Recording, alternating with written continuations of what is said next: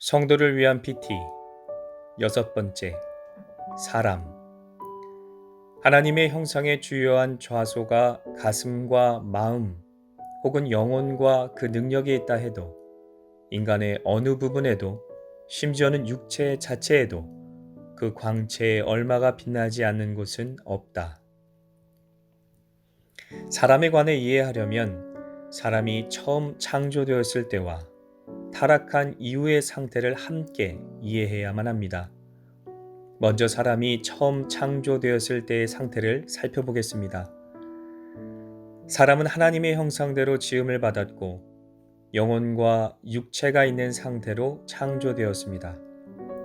그래서 사람은 하나님의 작품 중에 하나님의 의와 지혜와 인자하심을 나타내는 가장 아름다운 모델과 같았습니다.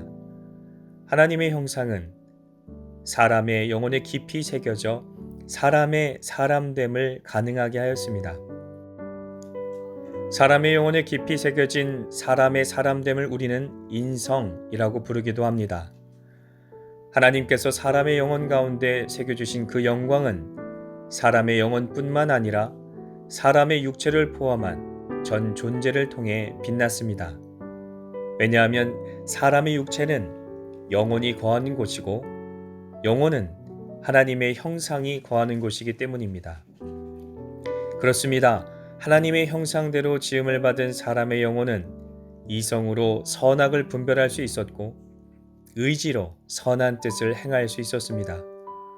또한 사람의 영혼은 영이신 하나님과 인격적인 교제를 누릴 수 있었고 그 교제를 통해 얻은 지식과 지혜로 만물을 다스릴 수 있었습니다. 하나님의 형상대로 지음을 받은 사람은 이성적이고 영적인 존재로서 하나님을 예배하며 살았던 것입니다. 베드로전서 2장 9절의 말씀이 하나님의 형상대로 창조되었던 사람의 상태를 잘 이해할 수 있도록 도와줍니다.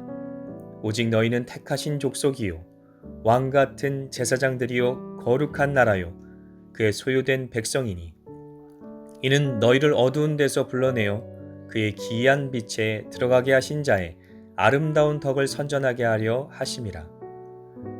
그러나 타락한 사람은 하나님의 형상이 완전히 파괴되거나 소멸된 것은 아니지만 전적으로 부패했기에 하나님과 멀어져 예배 자리에서 떠나서 하나님의 창조의 목적과 전혀 상관없는 삶을 살 수밖에 없었습니다. 이제 사람은 두 번째 아담이신 예수 그리스도를 통해 새롭게 태어나는 것만이 유일한 구원의 소망이 된 것입니다. 그리스도께서 부어주시는 살려주시는 영으로 말미암아 하나님의 형상으로 회복되는 길이 유일한 구원의 길이 된 것입니다. 그래서 골로새서 3장 10절에 새 사람을 입었으니 이는 자기를 창조하신 자의 형상을 쫓아 지식에까지 새롭게 하심을 받은 자니라 라고 말씀하시며 그리스도 안에 거듭남을 통해 사람은 하나님의 형상을 회복하여 다시 하나님의 창조의 목적대로 살아갈 수 있는 기회를 얻게 된다고 가르쳐주고 있습니다. 전적으로 부패하여 소망을 잃어버린 내 모습을 인정하고 구원의 길을 열어주신 하나님께 돌아가는 것이 사람이 선택할 수 있는 가장 복된 길이 된 것입니다. 묵상을 위한 질문.